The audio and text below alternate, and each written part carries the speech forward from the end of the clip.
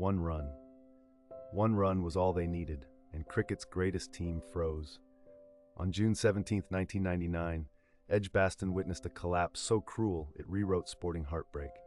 You'll see how a single misunderstanding in the final over destroyed a generation of dreams, and why one man walked off smiling when he should have been crying.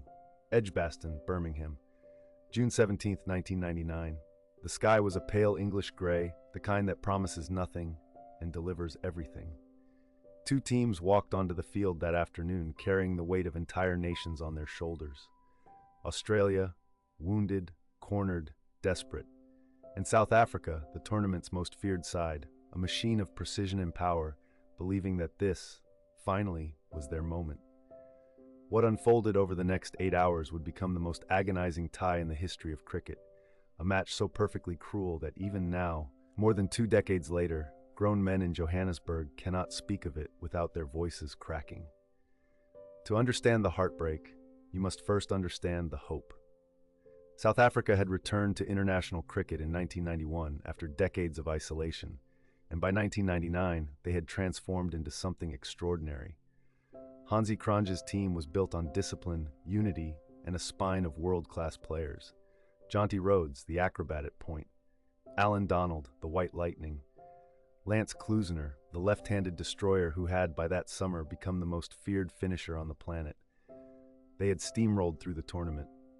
Australia, by contrast, had stumbled, wobbled, and nearly been eliminated. Steve Waugh's men had one foot in the grave when they arrived in Birmingham. Australia batted first, and they struggled. Sean Pollock, tall and remorseless, ripped through the top order, taking 5 wickets. Alan Donald tore in from the other end. At one point, Australia were 68 for 4, staring at humiliation. But Steve Waugh, the iron-jawed captain, dug in with Michael Bevan, and together they hauled Australia to 2-13 all out, a modest total. On a used Edgbaston pitch, it was defendable. Barely.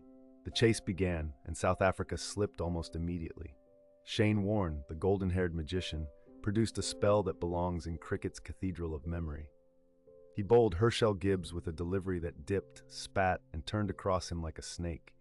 He removed Gary Kirsten. He got Cronje caught off a ball the captain barely touched. In 8 overs, Warne took 4 for 29 and dragged Australia back from the dead. South Africa were 61 for 4, wobbling but not broken. Jacques Kallis and Jonty Rhodes rebuilt patiently. The required rate climbed, then eased, then climbed again. When Rhodes fell, then Kallis, the equation tightened around South Africa's throat. And that is when Lance Klusener walked out. Klusener, the player of the tournament, a man who that summer averaged 140 with the bat and struck the ball as if he personally hated it. 9 runs needed off the final over, 1 wicket left, Damian Fleming to bowl. Alan Donald, a tailender at the non-striker's end, ball 1. Klusener smashed it through the covers, 4 runs, ball 2. Klusener smashed it through the covers again, 4 runs, scores level, 4 balls to score 1 run. Cricket had never been closer to a conclusion. The Australians huddled. Steve Waugh, calm as stone, brought the field in, every fielder crowding the bat, a ring of yellow shirts suffocating the striker. Ball 3. Klusener drove firmly back down the pitch. Darren Lehman fumbled at the stumps, missed. Donald, backing up too far, had turned around and dived back into his crease. He never saw Klusener take off. It was a warning, a cosmic whisper, but nobody heard it. Ball 4. And here time itself seemed to bend. Klusener pushed the ball toward mid-on and sprinted. Donald, watching Mark Waugh scramble for the ball, stood frozen.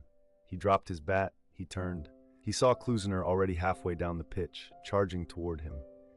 Donald began to run. Too late.